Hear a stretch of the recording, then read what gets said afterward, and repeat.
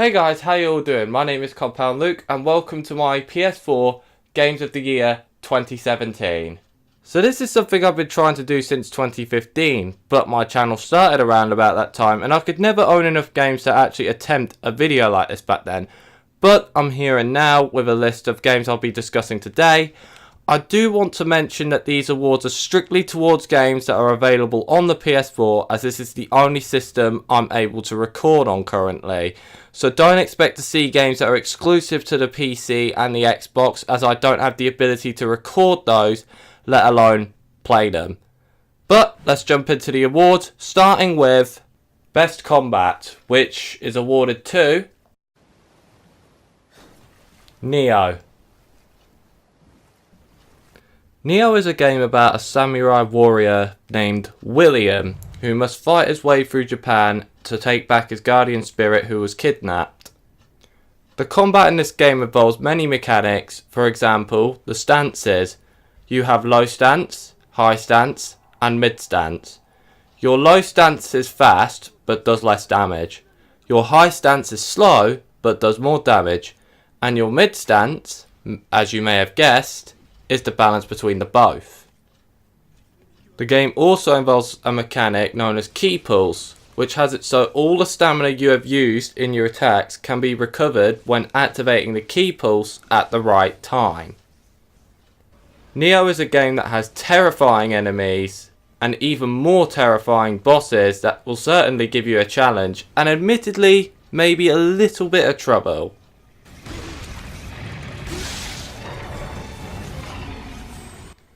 However, if you feel like you can conquer the challenge, I can't recommend this game anymore. A true challenge for true hardcore gamers.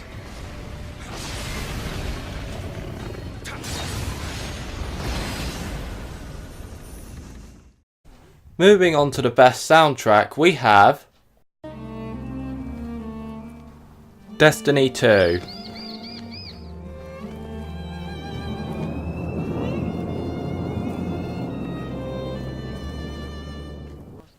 Although in the long run, Destiny 2 ended up being quite a disappointing game, the first hour of the game was by far the best part, and it's all thanks to a meaningful soundtrack.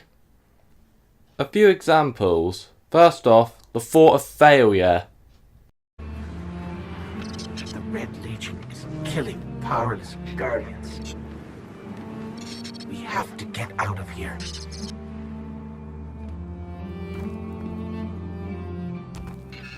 Yet a sense of hope.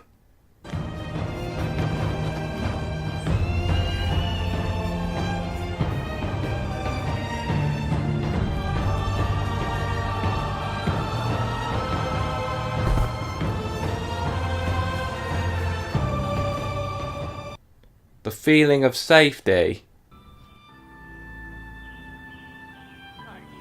Yeah, great idea, Soraya. It's been years since you spent time with people.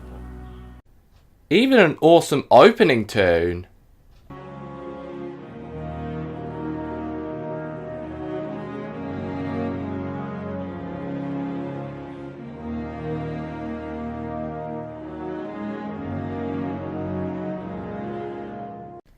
The soundtrack is the one thing that Destiny never gets wrong. Even so, this isn't a terrible game. In fact, I'd say this is one worth picking up just for a bit. But the first hour is the best part, and if you want to experience more of that, you're a bit out of luck. But still, the game is worth playing. I enjoyed it a bit when I first got it, so who knows, you might too. And that's why this game gets best soundtrack of 2017.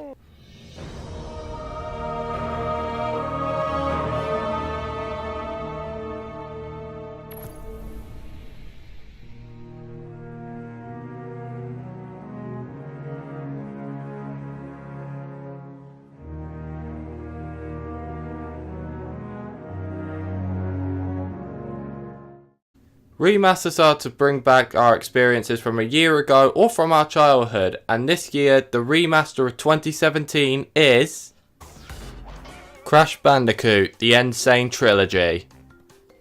Finally, Activision have done good. Crash Bandicoot, as most people would say, including myself, was a huge part of my childhood.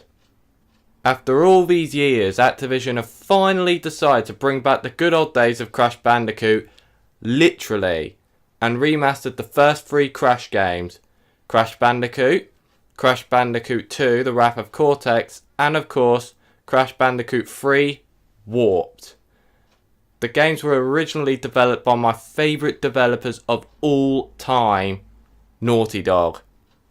I think the best part is they haven't changed anything that ruins the old experience. The only things they have changed is obviously the fresh new PS4 graphics and a few exploit fixes. This is how you do a remaster, and there was no better game to do it with, none other than Crash Bandicoot.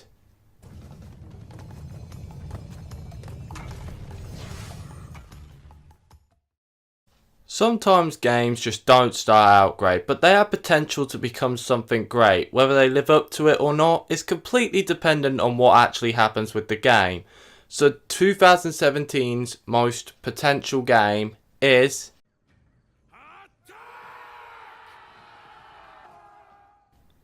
For Honor. This is the game that would have easily won the best combat of 2017 and maybe even my personal game of the year 2017. For Honor is about war between 3 iconically historic factions, the Knights, Vikings and Samurai. The game's combat is one of the most detailed I've ever seen, making me addicted to mastering my blade and taking on all who oppose me. I loved this game, I loved it at release. However, the potential is unfortunately wasted as it is extremely unbalanced with different heroes and it has broken mechanics which can be exploited. Alright. I could do this. Nah, kidding. I've noticed something different. Oh, please. No. Although I ended up uninstalling the game just from how broken the game truly felt, it can still find a way to come back, even if it's in the form of a sequel, but as of right now, it does not live up to the potential.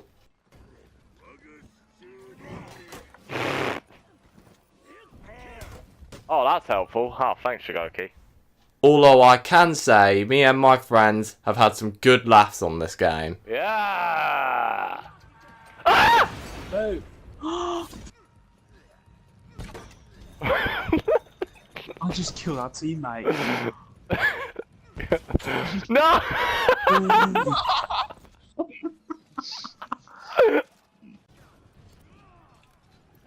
I'll conquer for you in a minute. Move! Move!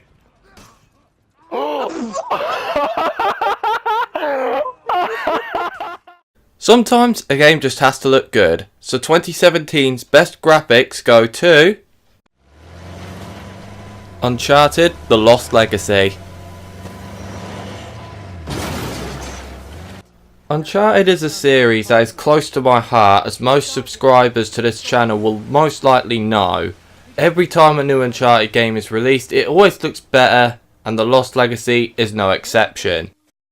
To take these looks to the next level, you may find yourself getting addicted to the photo mode and making some nice screenshots that can be quite ideal for your PS4 theme.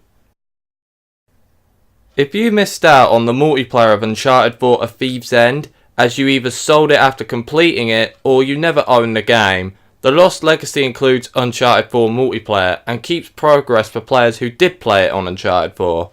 Although you could say this is a DLC and not a full game, I disagree. This was confirmed by Naughty Dog that it was a standalone game, so that is why it's eligible for a 2017 game list in my opinion, and why it is on my personal games list of 2017.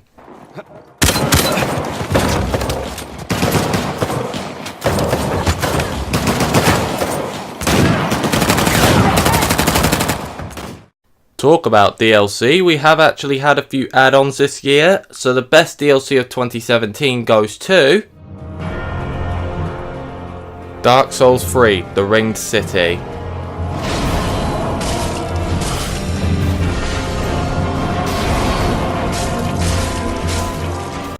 Although Ashes of Ariandel was considered a disappointment from some people, not including myself, the Ring City is Dark Souls at its best, with intense boss fights, new unique weapons, and breathtaking areas.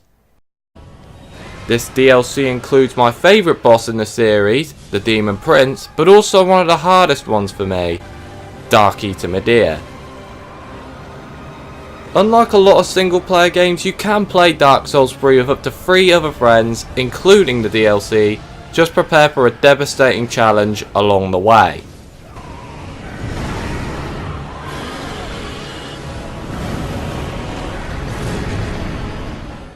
A massive requirement of most games nowadays is a narrative, so the best story of 2017 goes to...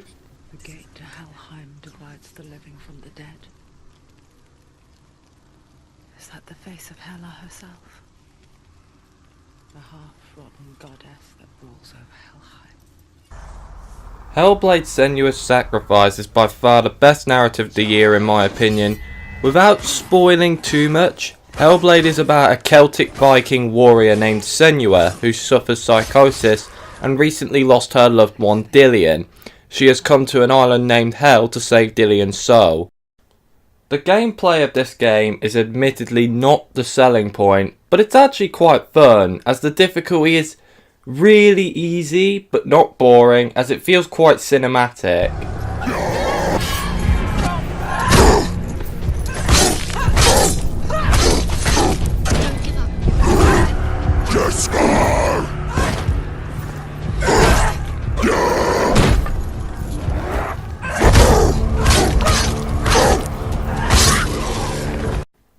I really feel like the game works more as a puzzler, as the mind of psychosis creates puzzles. For example, you've got to have a look at a symbol on a door, and then you go back to find shadows or shapes that resemble that symbol. Once you find that, the door will open. Just because I said the combat is easy, don't think that you're actually safe, because this game does introduce a permadeath. But don't worry, it's not quite what you're thinking. Even the permadeath in this game has a story behind it. There is rot growing on Senua's arm. Every time Senua dies, the rot will grow. Once the rot reaches her head, it's game over. She's dead for good, and you have to start again.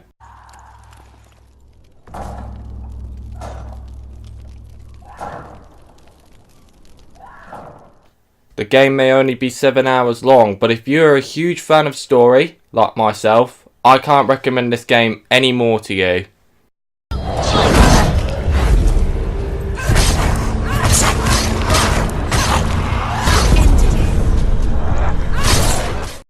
Some games, you just have to play with your friends, so the best multiplayer of 2017 goes to... Fortnite.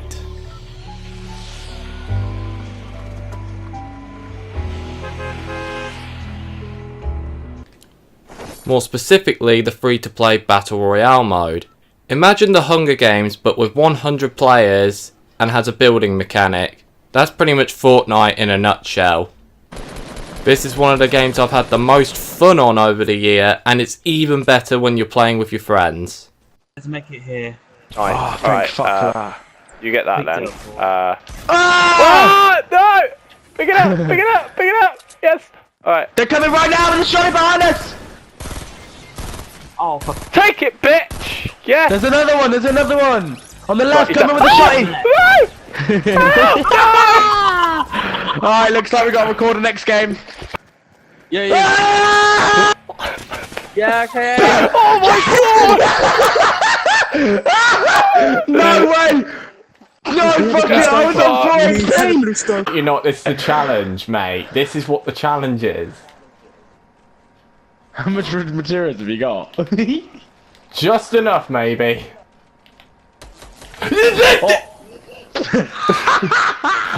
Bear in mind, this mode is completely free to play and doesn't have any stat changing microtransactions, but instead cosmetics ones. So if you haven't played it yet, it's not going anywhere, so why not give it a go?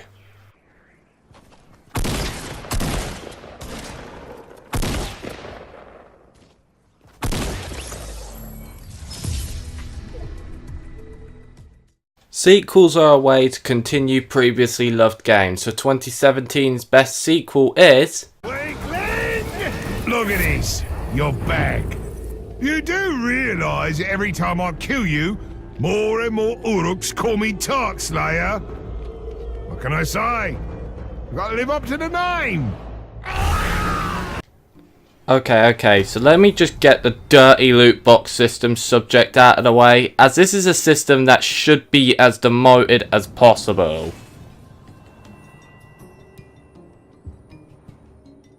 However, putting that aside, Middle-earth Shadow of War is the best sequel I've ever played of 2017. This is because I've never played Shadow of Mordor, so I thought I might be lost on what's actually happening in the story. However, at the beginning, it caught me up, and I felt like I could easily start from this game. This game makes me a little bit upset that I never played Shadow of Mordor, because I think this game is amazing. What's also new about Shadow of War is that you could build up your own orc army living up to the game's name.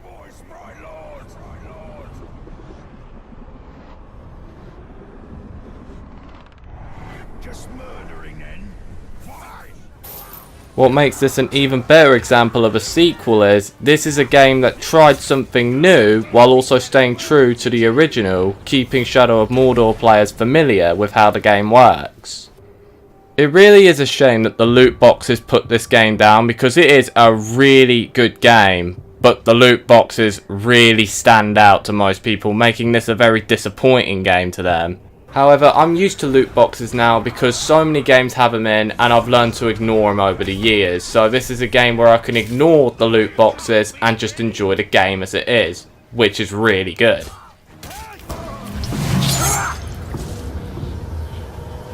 Luck. That's all this defeat is. I suppose you want to call yourself the Tark Slayer. Slayer.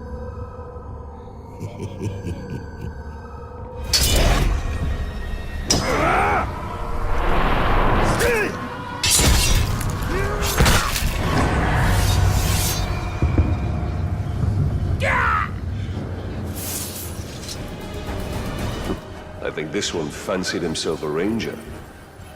Or a tracker, Mordor's equivalent. Subtract your years of training and substitute feral cunning instead. Some games need a world to explore in, so the best world of 2017 is... Horizon Zero Dawn.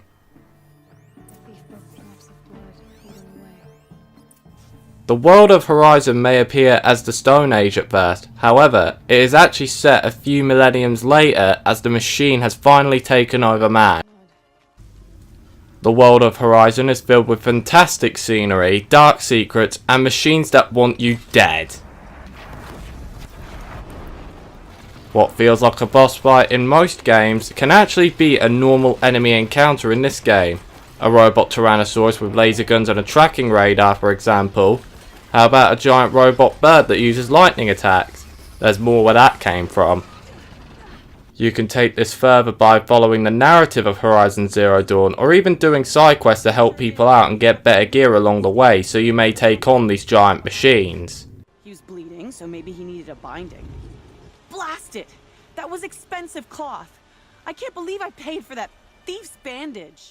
Horizon is a likely candidate for PS4 Game of the Year 2017, but is it my Game of the Year?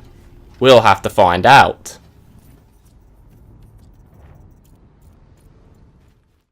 Finally guys, the moment you've been waiting for, my top 5 PS4 games of 2017.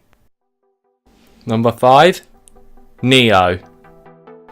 For a fantastic combat system in this samurai world of intense difficulty from intimidating enemies.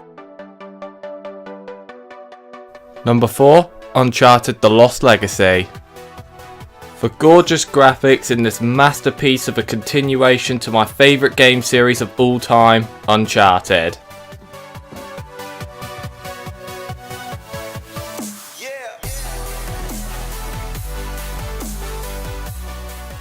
Number 3, Middle-earth Shadow of War. For being a perfect example of a sequel while not only keeping old fans familiar but also attracting new ones. just ignore the microtransactions. Number 2, Horizon Zero Dawn. For a world that is so beautiful, explorative, and filled with memorable characters and machines that want to kill me.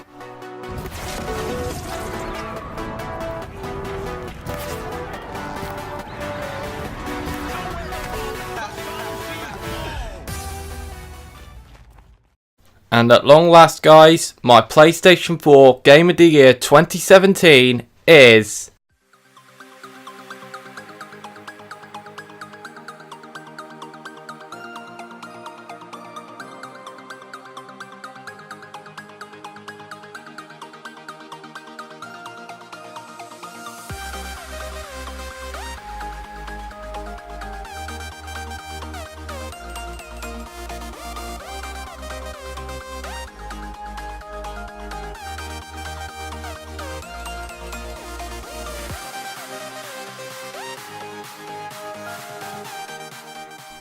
Hellblade: Senua's Sacrifice.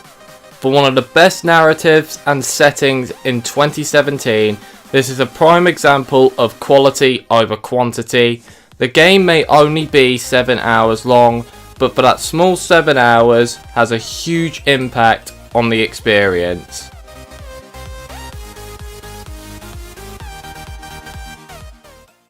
Thank you guys so much for watching my PS4 games of 2017. I hope you enjoyed. Let me know down below in the comments what your games of 2017 were and why you liked them. If you guys enjoyed this video, leave a like and I'll be sure to do the awards next year. Thank you guys for watching and I'll see you all next time.